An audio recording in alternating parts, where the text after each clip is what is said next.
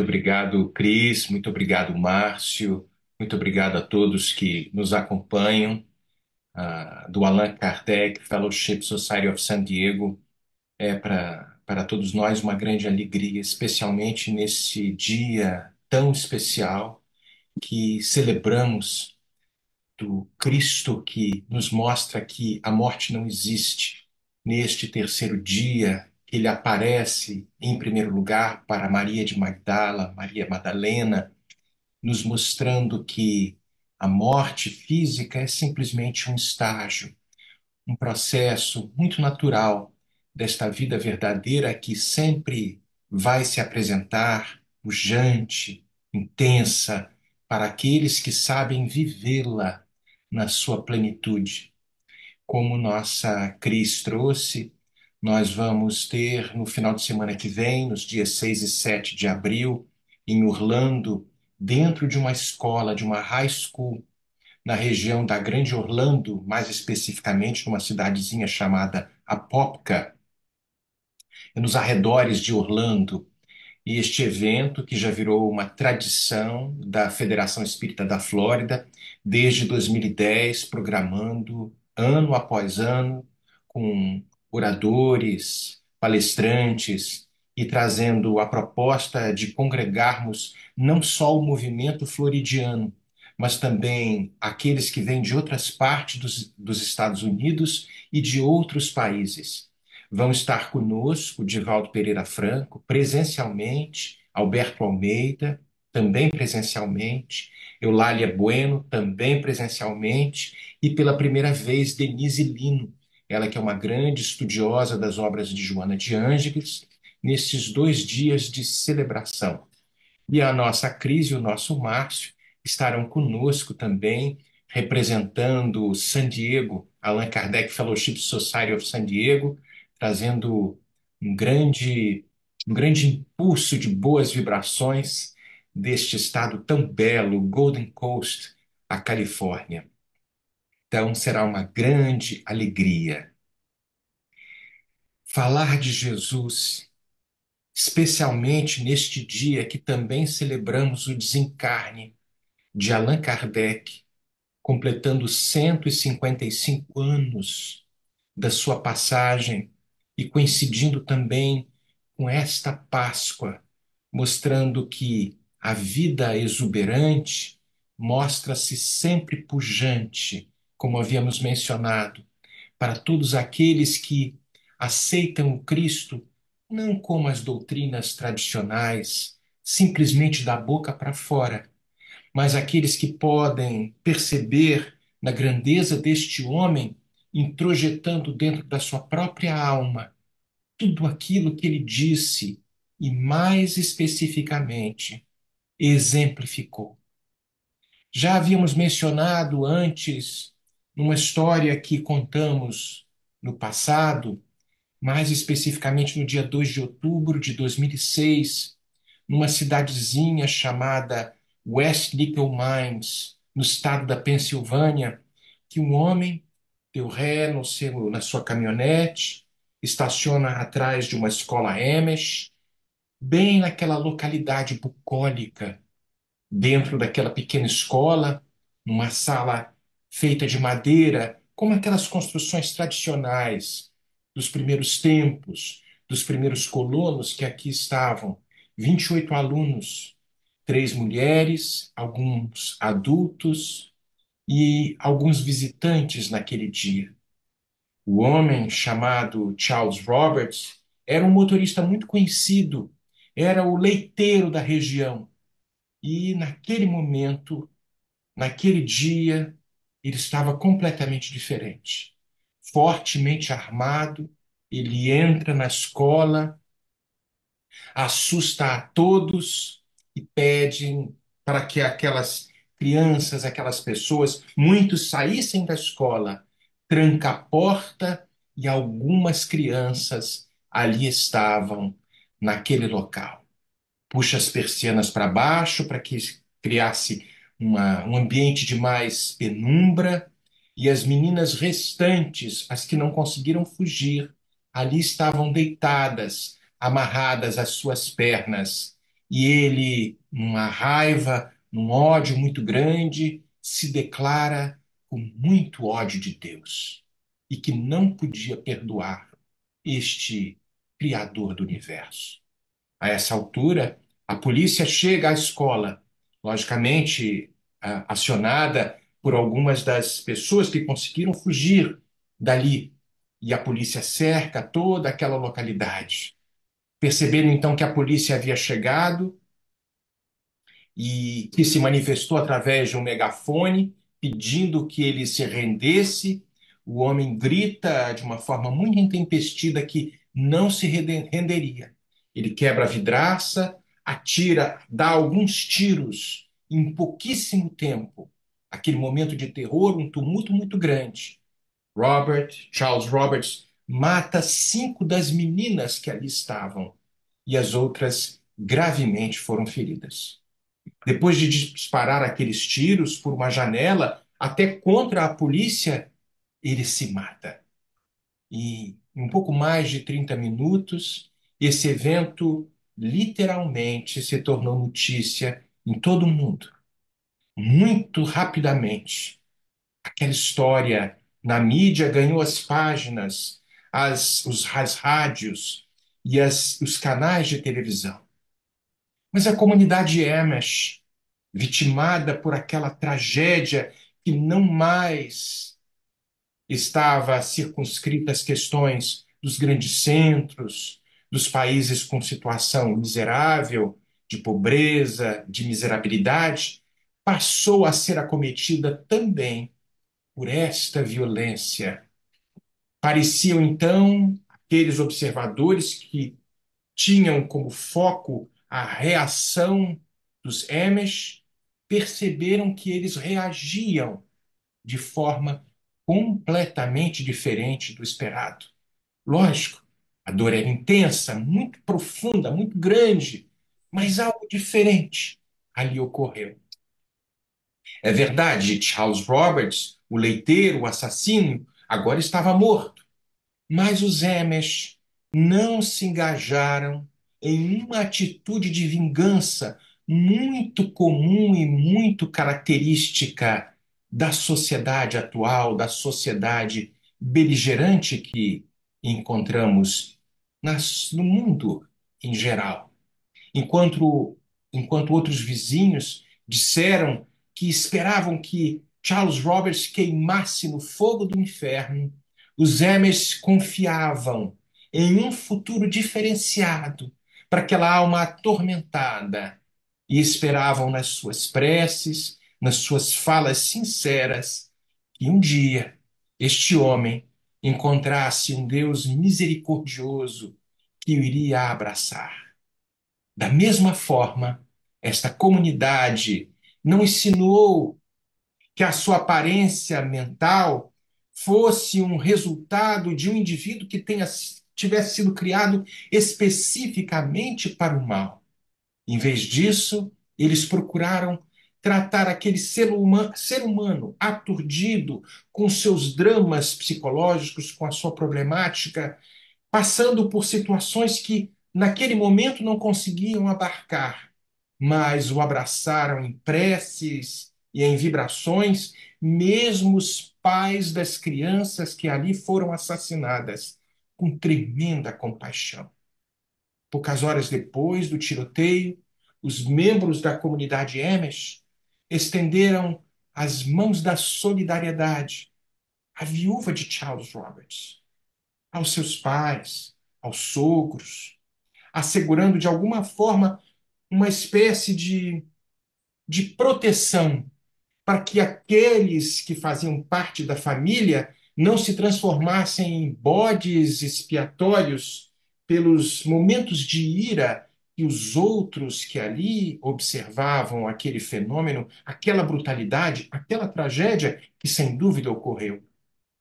Uma semana depois, quando a maioria dos vizinhos não Amish ficaram à parte do enterro do féretro de Roberts, os Amish acabaram sendo mais da metade dos enlutados e parentes naquele naquela cerimônia de sepultamento. Mais uma vez, essa família, chorando sem dúvida com as suas dores, abraçou a família dos Roberts naquele local, pois as dores eram imensas. A perda momentânea, na visão espírita, era a que batia as portas, tanto dos Roberts como também da família Amish. Ali nós vamos encontrar algo muito especial, porque poucos dias depois, um pequeno comitê daquela comunidade foi formado para que o dinheiro que passou a chegar de diversas partes do mundo, como em benefício das vítimas do tiroteio, este comitê formado começou a separar uma parte dos recursos para que também a família de Charles Roberts fosse atendida. Agora, isso era notícia bem diferente do que nós talvez pudéssemos esperar. Era uma história para a qual muitos dos repórteres e até o público em geral não estavam preparados. Eles não sabiam o que fazer com esta informação. Que perdão seria esse? Que tipo de atitude, talvez enlouquecida, como que alienados das situações do mundo atual beligerante, poderiam estar passando os Amish, trazendo aquele perdão incondicional? Algumas pessoas, sem dúvida, elogiaram este perdão na comunidade Amish, pularam para fortalecer uma série de questões políticas e sociais. Nós vamos percebendo que a sociedade se aproveita muitas vezes destas questões, abraçando um lado político ou não. Mas tudo aquilo estava além da esfera política e ideológica, onde muitas vezes as questões são abraçadas e colocadas dentro de uma caixinha. A atitude dos Amish foi absolutamente inconcebida para a grande maioria de nós. Por que que os Amish perdoaram e postaram-se, colocaram-se de uma forma tão caridosa, tão fora dos padrões, como nós muitas vezes imaginamos? No capítulo 15, 14, melhor dizendo, de O Evangelho segundo o Espiritismo, na mensagem Honrai a vosso pai e a vossa mãe, Allan Kardec traz, numa passagem do Evangelho de Marcos e do Evangelho de Mateus, uma das passagens mais belas. Jesus estava num ambiente, dentro de uma casa, uma grande multidão ali estava, mas de repente sua mãe chega com seus filhos, os irmãos do Cristo, e tentando conversar com ele, falar com ele de alguma forma, alguma situação. Mas aquilo era impactante, parecia uma lata de sardinha, todos ali em volta do mestre. Mas alguém, tomando contato com a mãe, que pediu, que queria falar com Cristo, e seus irmãos ali fora, vai e tenta falar com Jesus. Tua mãe e teus irmãos estão lá fora, estão te chamando. E o mestre responde: Quem é minha mãe? Quem são meus irmãos? E aí, perpassando o olhar pelos que estavam ali sentados, todos espalhados, disse: Eis aqui minha mãe, eis aqui meus irmãos, pois todo aquele que faz a vontade de Deus é meu irmão, é minha irmã, é minha mãe, é da minha família. As palavras do Cristo parece que impactaram muito aqueles que estavam ali. Parece que Jesus sofria de uma certa amnésia, esqueceu quem era sua mãe, quem eram seus irmãos. De maneira alguma. O mestre, na sua colocação belíssima, trouxe-nos a diferenciação da família biológica e da família espiritual, mas ao mesmo tempo nos convidava a estabelecer os laços de caridade, de bondade, convidando a todos a praticarem não de forma verbal, mas de forma atuante, em espírito, as leis que nos falam de uma justiça, de um amor e de uma caridade na sua maior pureza. como é a mensagem do homem de bem no Evangelho segundo o Espiritismo, no capítulo 17, quando fala que o verdadeiro homem de bem é aquele que pratica a lei de justiça, de amor e de caridade na sua maior pureza. O convite do Cristo talvez tenha sido lido por aquela família Amish, que, extrapolando os laços da consanguinidade, abraçou os Roberts e fez as preces numa atitude de profunda caridade, na benevolência para com todos, no perdão das ofensas e na indulgência que devemos oferecer, porque nós, por nossa vez, possuímos também as questões tão degladiantes que fazem parte ainda das nossas vidas, dos nossos espíritos. Tudo isso irá se forjar dentro de uma célula base, a célula que é, em escala pequena, uma projeção da grande escola, da grande família universal. A família irá forjar estes valores, trazendo de uma forma peremptória a certeza de que, nestas primeiras lições que ocorrem dentro de quatro paredes, que fazemos parte de uma grande família que um dia simplesmente transcenderá os laços da consanguinidade e abraçará toda a terra num grande processo de união.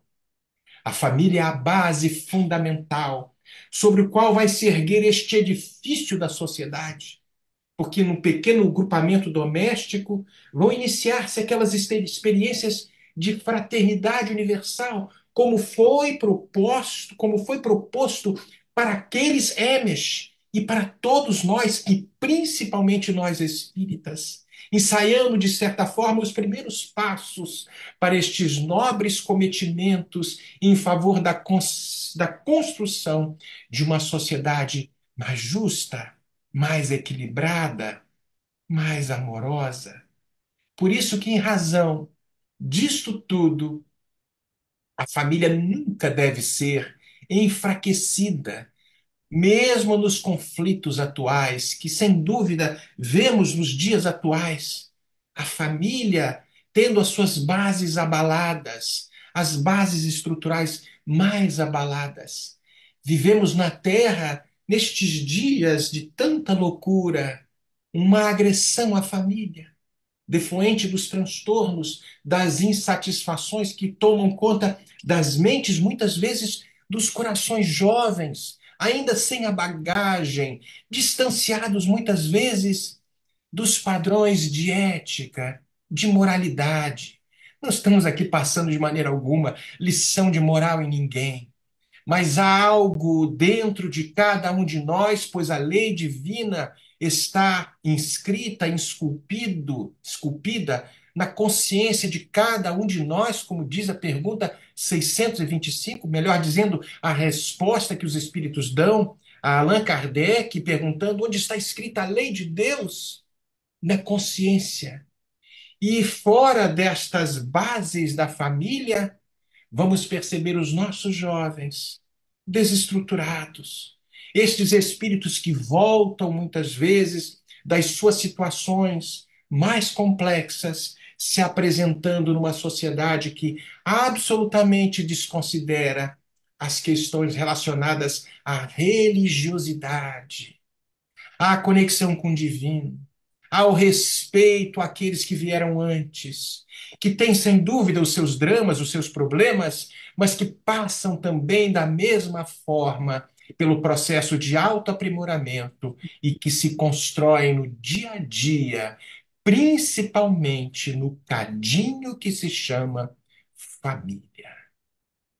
E aí vai nos dizer Joana de Ângeles que nesse abismo a família torna-se então um campo de lutas ásperas entre os princípios do equilíbrio que devem constituir as bases fundamentais e muitas vezes as facilidades que os dias atuais estão oferecendo.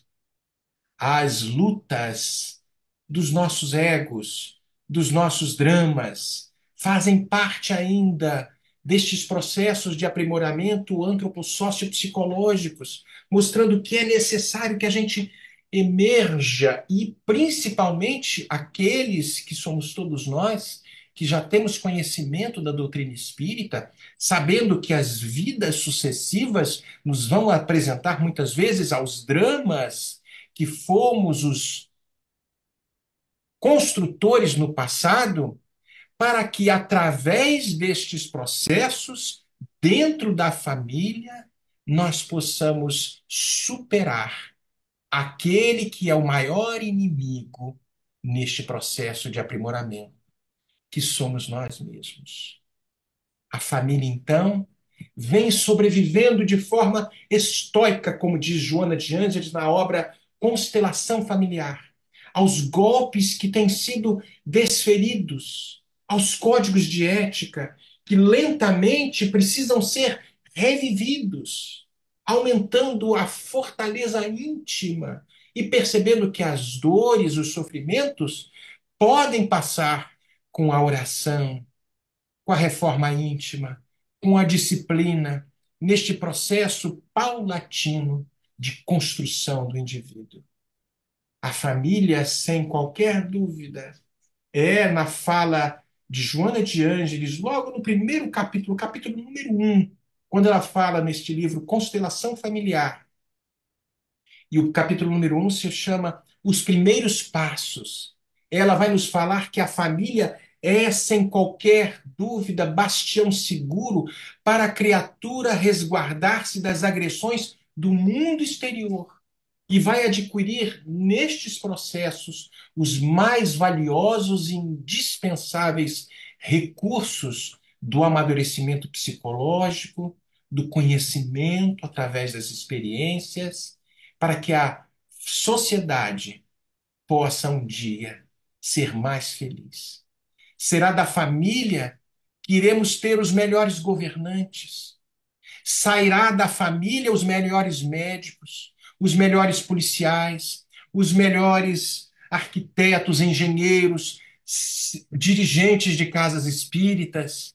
Será da família que vão sair todos estes que regem os destinos não mais só das suas próprias vidas, de forma individual, mas das coletividades. Por isso que Kardec, quando pergunta na Lei de Sociedade, de O Livro dos Espíritos, na questão 775, e ele pergunta qual seria para a sociedade o resultado do relaxamento dos laços de família, uma recrudescência do egoísmo, vão dizer os espíritos.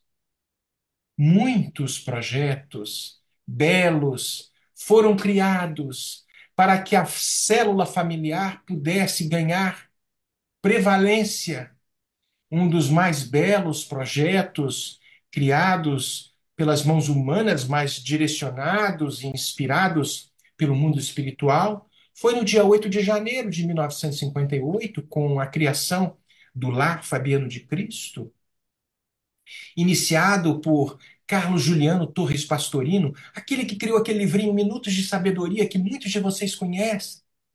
Junto com Carlos Pastorino, vamos ver um outro indivíduo muito querido, Jaime Hollenberg, de Lima, este sergipano de origem batista, seus pais eram batistas, mas ele toma contato com o espiritismo, assim como o nosso Carlos Juliano Torres Pastorino, que era um monge barnabita, sai do Vaticano, vem ao Rio de Janeiro, ele que era um carioca, como o nosso Márcio e eu também, ele que é um carioca, forma ali no Rio de Janeiro, na rua 7 de Setembro, um apartamento-biblioteca com mais de 15 mil volumes. Grande estudioso dos evangelhos, falava grego, falava diversas línguas, toma contato com a doutrina espírita e declara-se espírita no dia 31 de maio de 1951, quando acabou de ler o Livro dos Espíritos.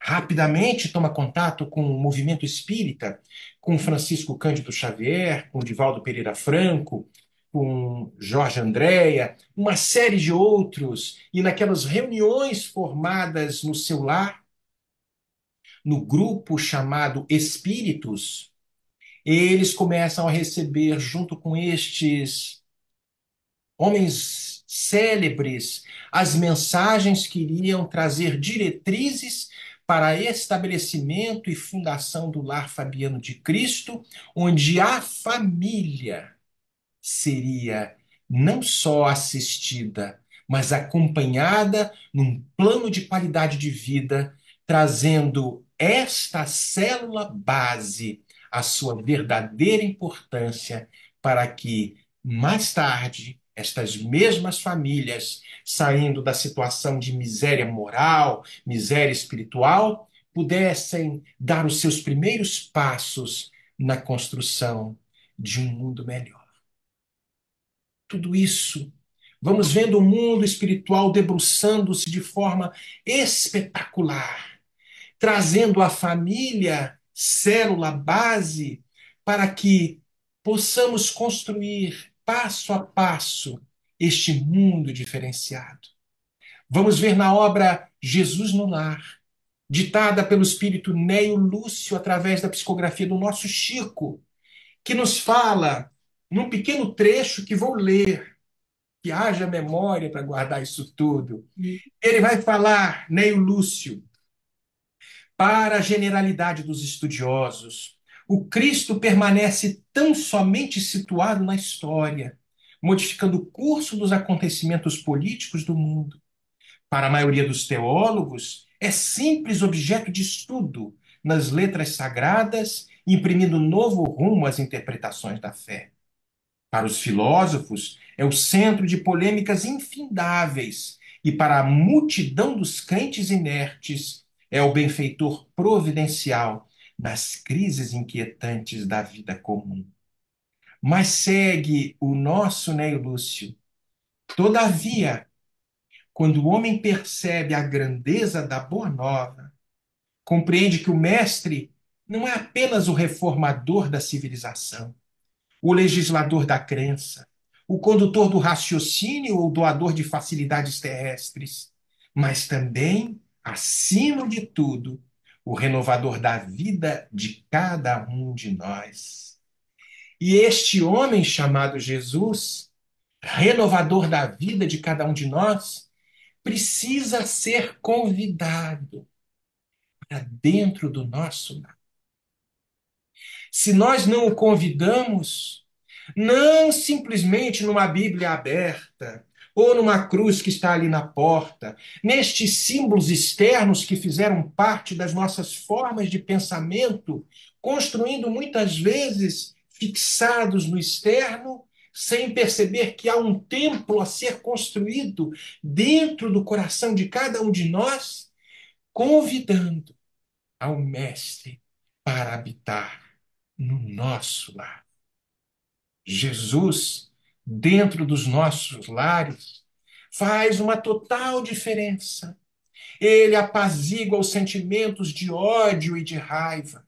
Ele nos convida ao perdão sem limites, não simplesmente trazendo a falta de energia, porque sabemos que numa família com diversos filhos existem aqueles com seus históricos reencarnatórios que já são brandos e humildes, mas existem também aqueles fios desencapados que vão exigir muito mais energia, porque quem ama não deixa solto, segura a rédea, porque às vezes temos um potro chucro dentro dos nossos bares. Na obra Os Mensageiros, no capítulo 34, chamada Oficina de Nosso Lar, nós vamos ver um caso deste numa cidade, num subúrbio do Rio de Janeiro. André Luiz e Aniceto vão visitar aquele lar.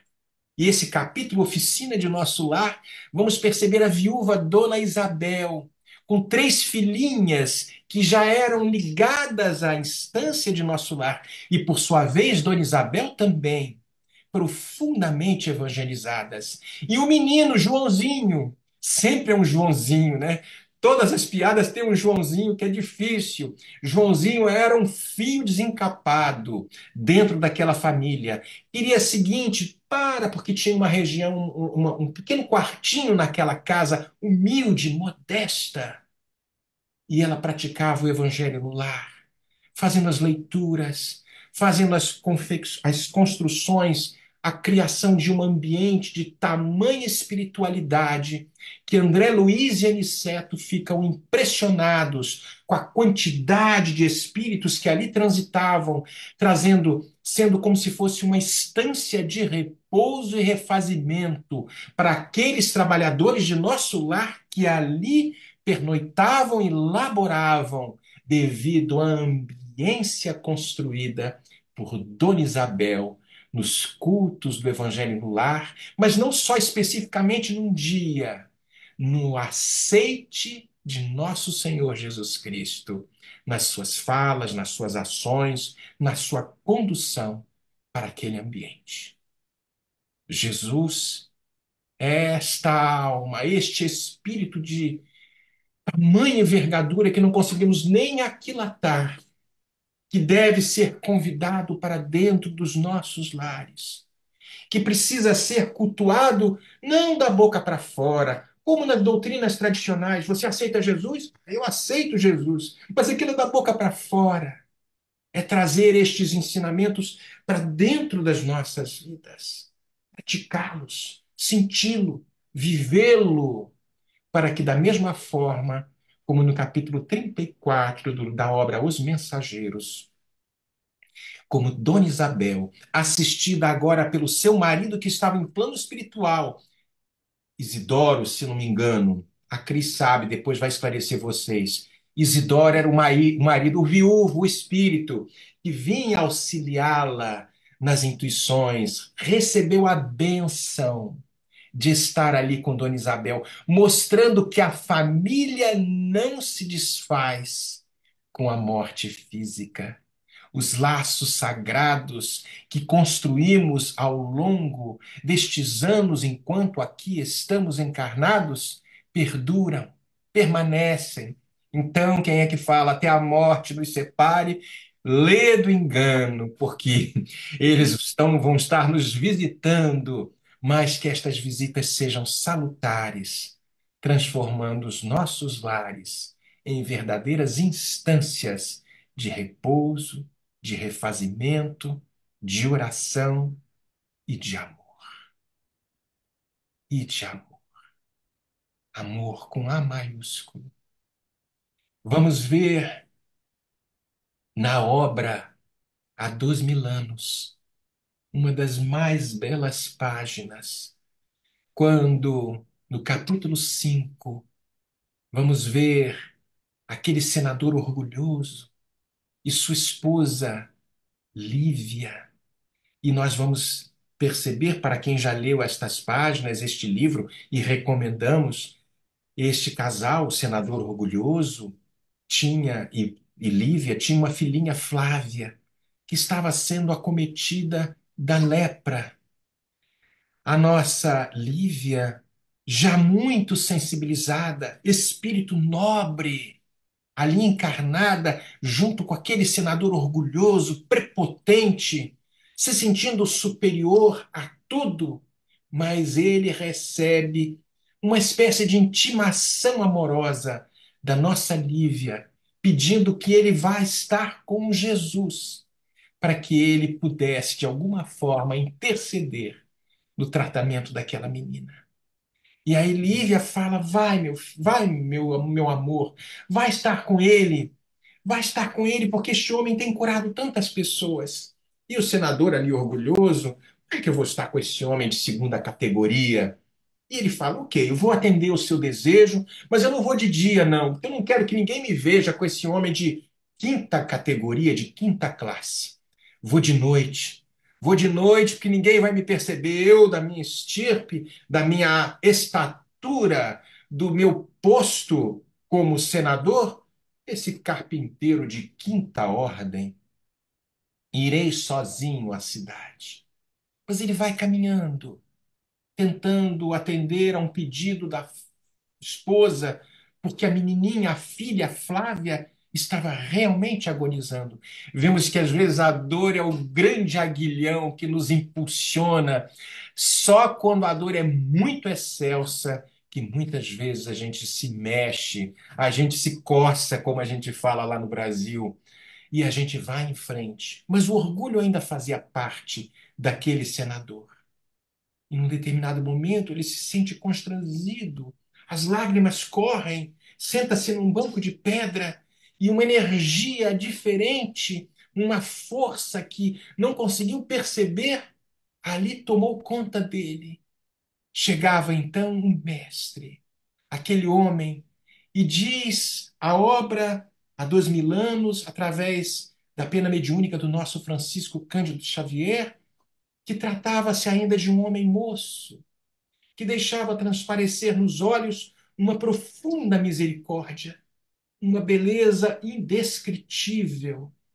Longos cabelos sedosos, vai nos dizer Emmanuel, cabelos que molduravam-lhe o semblante compassivo, como se fossem fios castanhos. Ele era meio alourado, meio com fios castanhos, segundo a descrição do nosso Emmanuel, levemente dourados por uma luz desconhecida, mesmo de noite, como se transparecesse, como se irradiasse uma luminosidade.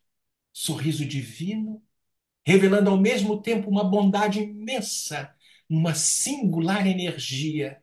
Aquele homem irradiava da sua figura uma espécie de melancolia majestosa, talvez tocado pela miséria dos homens, de todos nós, de toda a humanidade ainda tão complicada. Públio não teve dificuldade de identificar aquele homem. E ele, mergulhado em sentimentos que não conseguia descrever, mesmo na sua altivez de senador, as lágrimas rolaram dos seus olhos.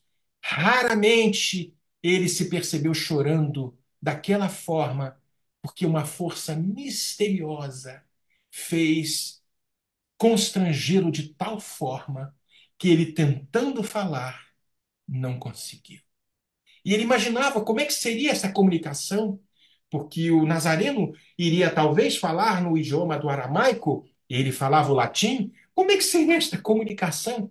Tudo aquilo começou a passar a fazer parte da mente dele, mas a comunicação se deu de mente a mente, de coração a coração, e o mestre começa.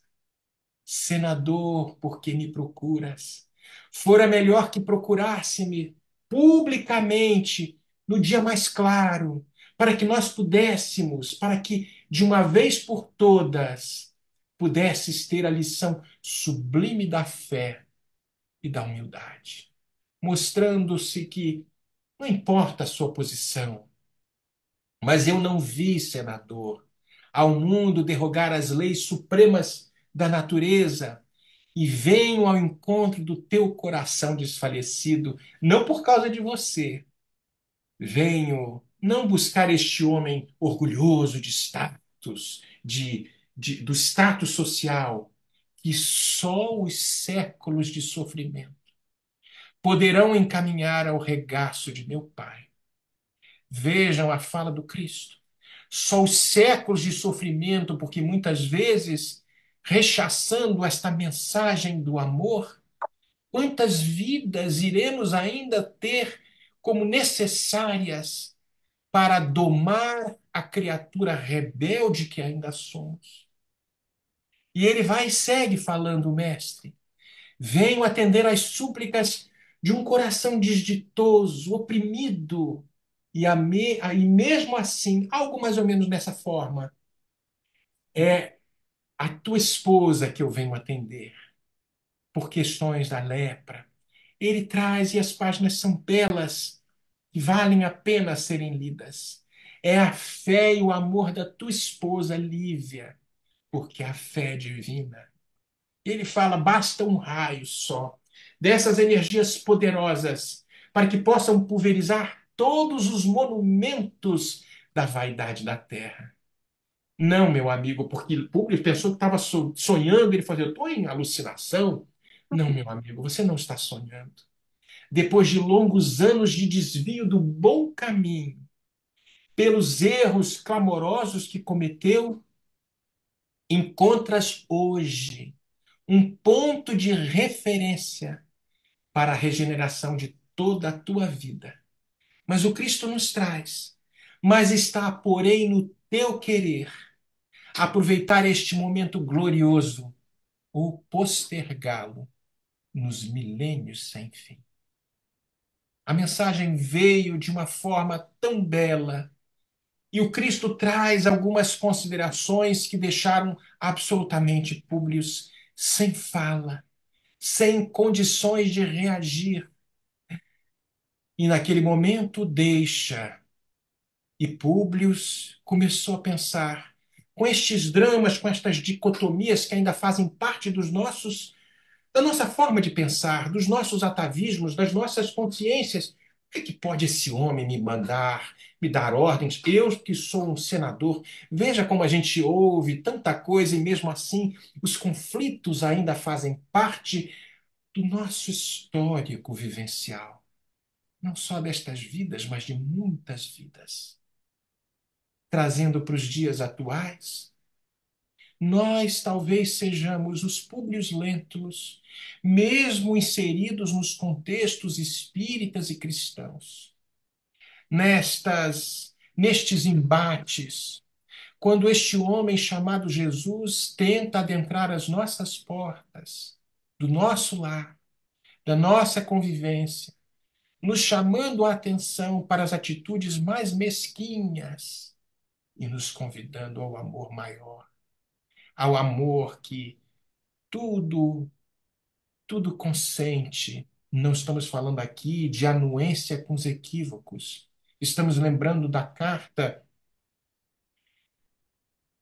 que Paulo de Tarso envia à comunidade de Corinto, quando fala de um amor que tudo supera, que tudo entende, que tudo suporta, de um amor que extrapola a posição ainda mesquinha, mercenária, beligerante que nós temos, e convida este mesmo amor travestido na figura do Cristo para que ele possa ingressar no nosso lar e modificar as paisagens desta ambiência que queremos também transformar na face da terra. Nós temos ainda muito trabalho a fazer. Sem dúvida, não será uma estrada fácil, até porque, para o nosso Publius Lentulus, não foi uma estrada fácil. E quem vai ler a obra vai se encantar com este mesmo homem, 50 anos depois, não mais como senador orgulhoso, mas como escravo nestório, numa posição diametralmente oposta à condição que ele está na obra há 2000 anos, mas já deixando introjetar nestes séculos e milênios de sofrimento, para que a mensagem de Jesus possa fazer parte dos nossos lares, das nossas vidas. No ano passado, dezembro do ano passado, estávamos na Mansão do Caminho e fomos convidados para entrar em algumas vilas que ali fazem parte da circunvizinhança, da periferia da Mansão do Caminho.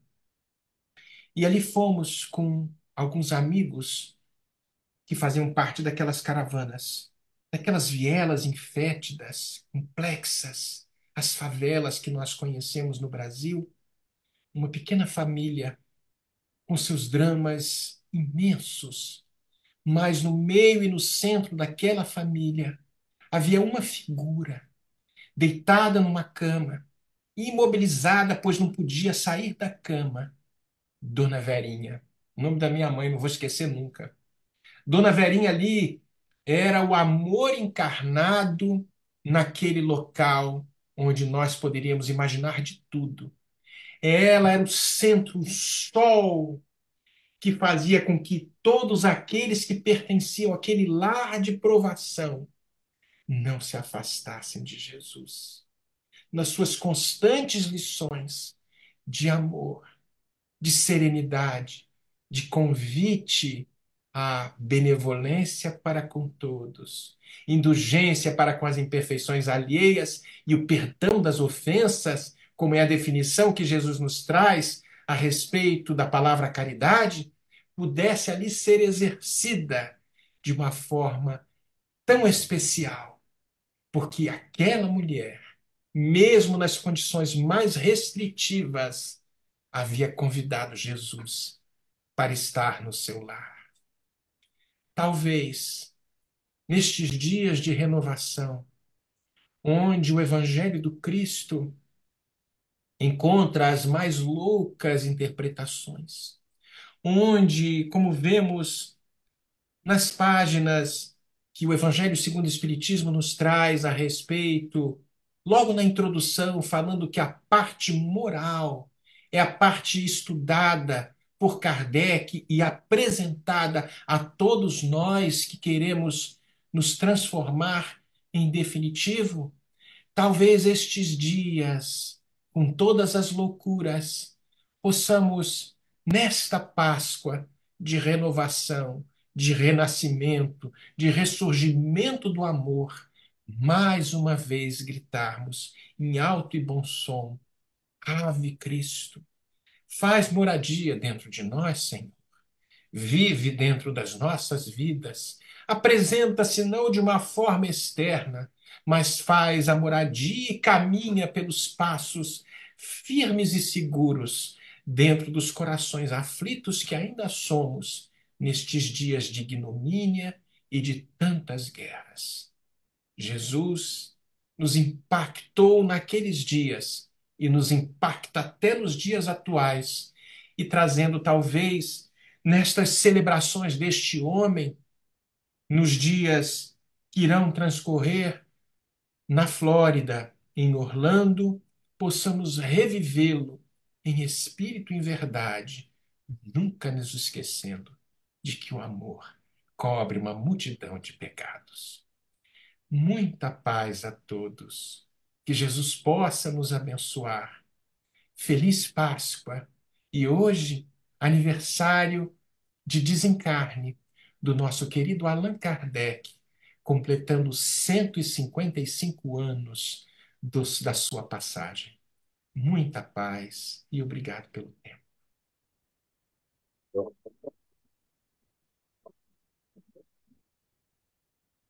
Uau!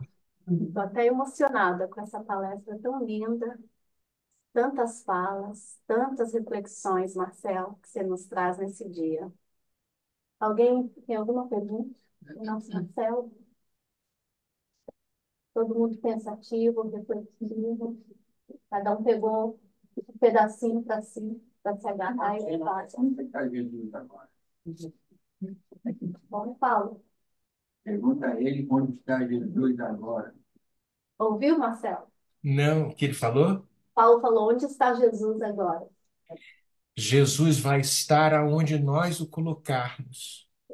Vai. Jesus vai estar na porta que se abrir para ele, porque ele segue nos convidando. Vinde a mim, a todos vós que estáis sobrecarregados. Somos todos nós, de uma forma ou de outra, mas ele, não violentando as consciências, aguarda o sensível convite para que possa fazer morada dentro dos nossos corações.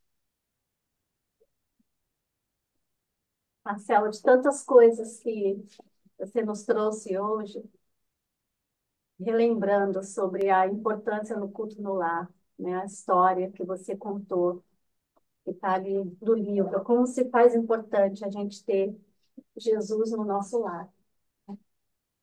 O ambiente que a gente cria para a nossa família e para todos aqueles que passam pelo nosso lar.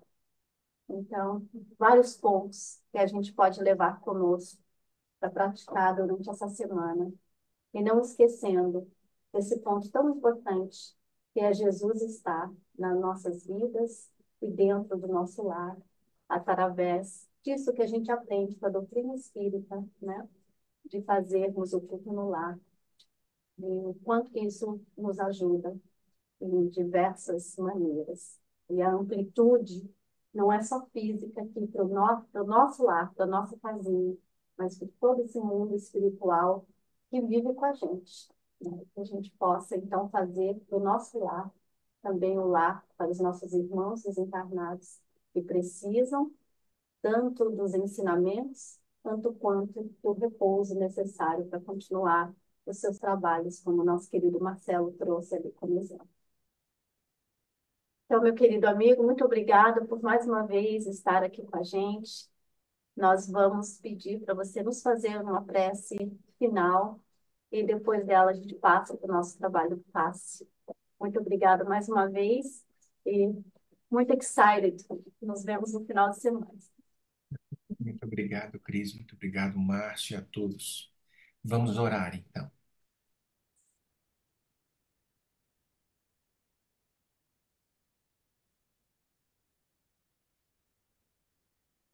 Abençoado amigo Jesus, Mestre amado de nossas vidas. Aqui nos encontramos, Senhor, nestes momentos finais de reflexão, onde a tua presença foi invocada mais uma vez. Nós, os teus discípulos imperfeitos, que atravessando as múltiplas existências, tantas vezes, te escutando falar das diversas formas, nas diversas formas, negligenciamos voluntariamente as tuas lições de amor, de paz e de concórdia para esta terra, que é principalmente a terra dos nossos corações, tão ressequida. Faz, Senhor, como tu tens feito, mais uma vez falar aos nossos ouvidos mucos, ampliando de alguma forma as lições que nos convidam sempre ao ressurgir de uma esperança nos mundos tão complexos, nas situações tão desafiadoras que ainda vivenciamos. Vivenciamos. Não somos, Senhor, outros espíritos. Somos os dilapidadores da paz alheia hoje, envergando roupagens novas. Somos os pomicultores da desgraça hoje, colhendo as situações complexas. Somos os disseminadores da usura hoje, colhendo as dificuldades financeiras. Mas recapitulamos e renascemos para aprender, recomeçamos para crescer, e ainda ontem, quando escutamos a tua voz, nestas negligências voluntárias, mais uma vez tu nos convida ao banquete de núpcias com a divindade, nos apontando os rumos de uma nova vida, uma vida sem dúvida atualmente de sacrifícios, porque ultrapassando os obstáculos que nós mesmos criamos, vamos encontrar neste exercício a força necessária para, sobrepassando tudo isso, um dia encontrarmos contigo. E encontrando contigo, vamos perceber que o amor passa a habitar aos nossos corações. Muito obrigado, Jesus, nesta tarde, manhã de Páscoa, nesses dias de celebração do amor em tantos conflitos com as guerras que ainda insistem em permanecer nos nossos mundos. Abençoa, Senhor, a todos desta casa espírita que diligentemente trabalham nas construções, na disseminação do teu evangelho, pedindo humildemente a permissão para terminarmos as nossas falas e iniciarmos os trabalhos de paz. Que assim seja, Jesus. Graças a Deus.